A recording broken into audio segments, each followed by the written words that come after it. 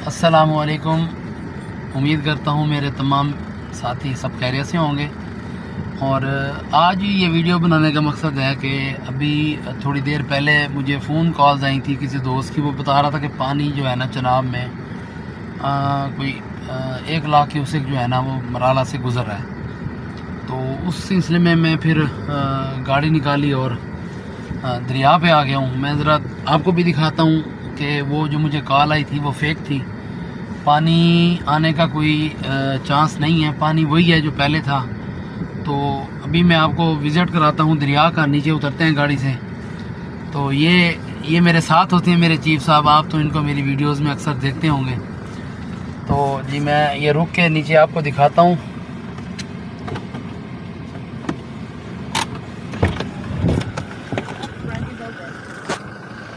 ये देखें जी, ये असल में पानी जो है ना अभी निचली सतह पे है।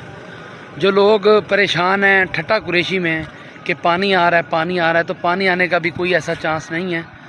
तो जब पानी आएगा तो मैं आपको बताऊंगा। परेशान होने की ज़रूरत नहीं है। अल्हम्दुलिल्लाह अभी पानी दरिया की निचली सतह पे है। बस आप घबराएं नहीं, परेशान ना हो, खुश रहा करें। इंशाल्लाह सब बेहतर होगा। बहुत शुक्रिया। अस्सलाम वालेकुम।